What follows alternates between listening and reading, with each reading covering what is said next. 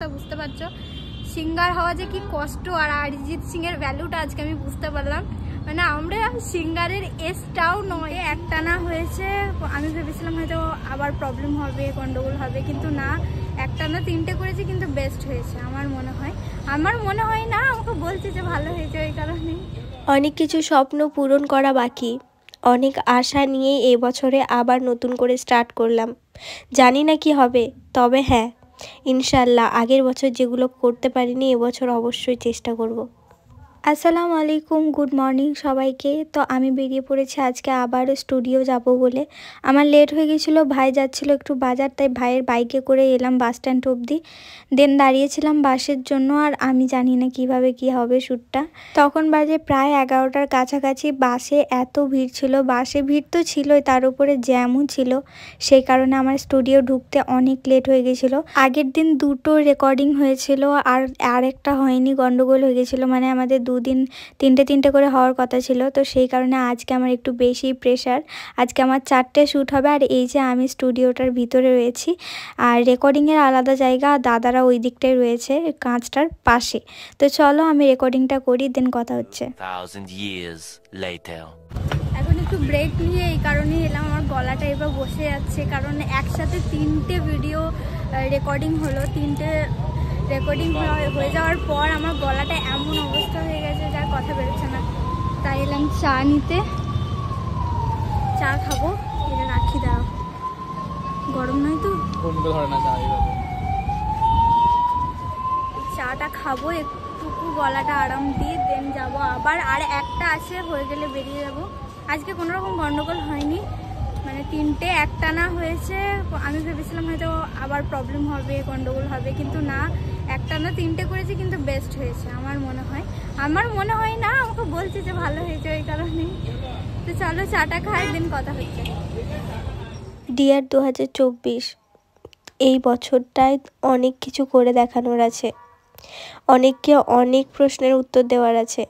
আগের বছরের মতো তুমি আমার উইক পয়েন্ট না, এই বছর তুমি আমার সাকসেসের ছায়া হয়ে ধরা দিও, স্বপ্ন পূরণের বছর হয়ে ধরা দিও। 2023-এ যেই কাজগুলো অসম্পূর্ণ হয়ে রয়েছে, সেটা যেন আমি এই বছরে পূর্ণ করতে পারি। তো চা খেয়ে এখানে স্টুডিওর সামনে বসে আছি। আমি বাড়ি থেকে বেরিয়েছিলাম অনেকক্ষণ আগে, প্রায় তখন বাজে 10টার কাছাকাছি। আমি খাওয়া দাওয়া করে বেরোইনি। আমি এমনিতেও বাড়ি থেকে না, আমার সময়ের অভাবে আমার খেয়ে আসা হয় না। এসে 3টে রেকর্ড দিয়ে তারপরে আবার চা খেতে গেলাম। তো হ্যাঁ, এই যে স্টুডিও রেকর্ডিং, আমার একটু প্রবলেমের কারণে আমি 1 তারিখে আপলোড করতে পারিনি ভিডিওটা, কিন্তু ইনশাল্লাহ খুব তাড়াতাড়ি হবে। তোমরা আমার এই ব্লগের ডেসক্রিপশন বক্সে আমার নাতের গজলের যে চ্যানেলটা, সেখানে ভিডিও ছাড়া হয়নি, সেখানেই ভিডিও আপলোড হবে এই গজলের ভিডিওগুলো। তো ওই চ্যানেলটা যাও, গিয়ে সাবস্ক্রাইব করে রাখো, কারণ যখনই ভিডিও আপলোড করব বেল নোটিফিকেশানটা অল থাকলে তোমাদের কাছে প্রথমে গিয়ে পৌঁছাবে। এখন বসে আছি, একটু ব্রেক নিয়েছি, কারণ একটানা করলে না আমার এমনি গলাটাকে একটু আরাম দেওয়াটা দরকার। আর কি হবে জানি না বিষয়টা, আমরা যেটা ভেবে 1 তারিখে আপলোড করব, যেটা ভেবে আমরা সব কিছু তাড়াহুড়োর মাথায় করেছিলাম, সেটা পুরো মানে ভেবেছিলাম এক, হয়ে গেছে এক। তো সেই কারণে আমি চাইছি না কোনো কিছু তাড়াহুড়ো করতে। আমি চাইছি এরপর যখন লেট হয়েছে, সবটা যেন নর্মাল ভালোভাবে হয়, আমি যেন আমার বেস্টটা দিতে পারি, এটা ভাবনা নিয়েই করছি। 1 তারিখ আজকে, যেহেতু আজকে হচ্ছে 2 তারিখ, আজকে শ্যুটটা হচ্ছে, মানে 4 তারিখ 5 তারিখ করে ফাইনাল ভোকালটা পেয়ে যাব, তারপরে ভিডিও শ্যুট, দেন তোমরা খুব তাড়াতাড়ি পেয়ে যাবে, এতটুকুই বলবো।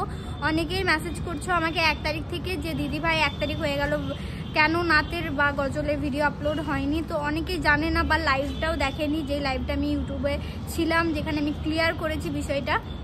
তো আমি এখনও বলে দিই যে হ্যাঁ, ইনশাল্লাহ খুব তাড়াতাড়ি আসবে। আমি যখন কথা দিয়েছি অবশ্যই হবে, আমিও বসে নেই।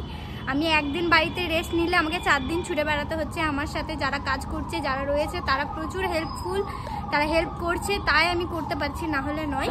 তো চলো, ফাইনাল ভোকালটা আর একটা আছে, ওটা দেবো, দেন আমি বেরিয়ে যাব বাড়ি। শরীরটাও ঠিক নেই, গলার অবস্থা বুঝতে পারছো। সিঙ্গার হওয়া যে কি কষ্ট আর অরিজিৎ সিং এর ভ্যালুটা আজকে আমি বুঝতে পারলাম। মানে আমরা সিঙ্গারের এজটাও নয়, কিন্তু তা সত্ত্বেও কিছু বলার নেই, যারা গান করে তারা জানে। আই হোপ সবটা ভালোভাবে হয়ে যাবে। তো চলো, যখন ফাইনাল ভোকাল হবে, দেন আমি স্টুডিওর ভিতরে গিয়ে তোমাদেরকে শেয়ার করব। চা খেয়ে সোজা এসে প্রায় 2বার রিহার্সেল করেছি, দেন এলাম আবার স্টুডিওর ভিতরে। আর একটা রয়েছে, হয়ে গেলে আমি বেরিয়ে বাড়ি যাব ভাবছিলাম, কিন্তু আমার সুলতানাদির দোকান যেতে হবে আর দিদির জন্য একটা নিকাব নেবো। আর আজকে সবটাই ভালোভাবে হয়েছে আলহামদুলিল্লাহ। ভেবেছিলাম যে গন্ডগোল হবে, কিন্তু হয়নি আলহামদুলিল্লাহ। সব ভালোভাবে রেকর্ডিং কমপ্লিট করে বাইরে বেরিয়ে দেখলাম যে এই কাকু একটা পুরো টেডি বিয়ারের দোকান বসিয়েছে। আমার এই ভাল্লুকটা আর একটা কুকুর খুবই পছন্দ হয়েছিল, এত ভালো লাগছিল। আর ওই রেড কালারের বড় টেডি বিয়ারটা, কিন্তু ওখানে না অনেক দাম বলছিল, মানে বড় টেডি বিয়ারটা 1800 বলছিল, ভাল্লুকগুলো এক একটাই 300 টাকা করে বলছিল।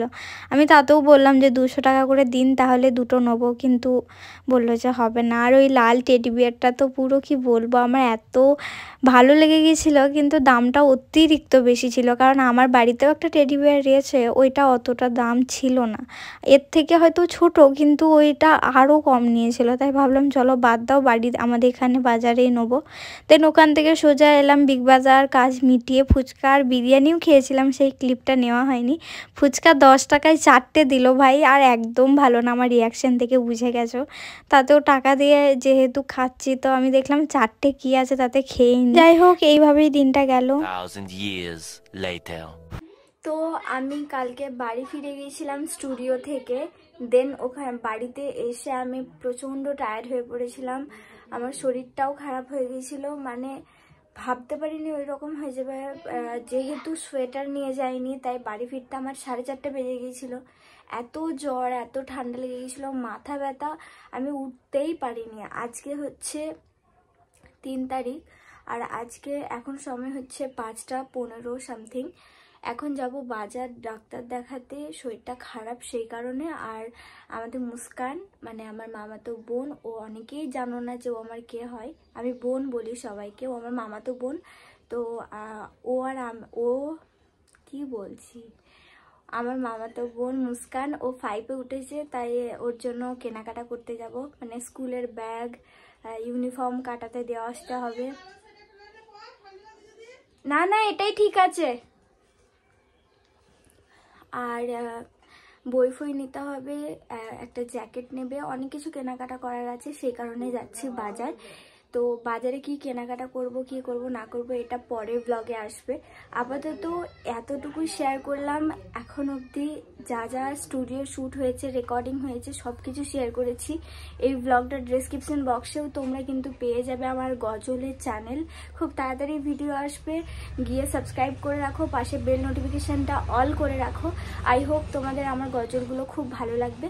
তো চলো টাটা, আর বেশি বকবক করবো না। এই ব্লগটা এই পর্যন্তই। যদি ভালো লাগে অবশ্যই লাইক করবে, কমেন্ট করে জানাবে কেমন লেগেছে ব্লগটা।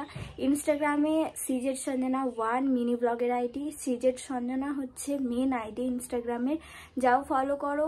আর ফেসবুক পেজও আমার ইনস্টাগ্রাম বায়োতে পেয়ে যাবে, ওখান থেকে তোমরা সাবস্ক্রাইব করতে পারো। যাই হোক, এই ব্লগটা এই পর্যন্তই। ভালো থেকো, সুস্থ থেকো, আমার ব্লগ দেখো, ভালোবাসা দাও। আশা করছি তোমাদের আমার ব্লগ ভালো লাগবে খুবই। তো টাটা, আল্লাহ হাফিজ, দেখা হবে নেক্সট ভিডিওতে। সাবস্ক্রাইব করে দাও।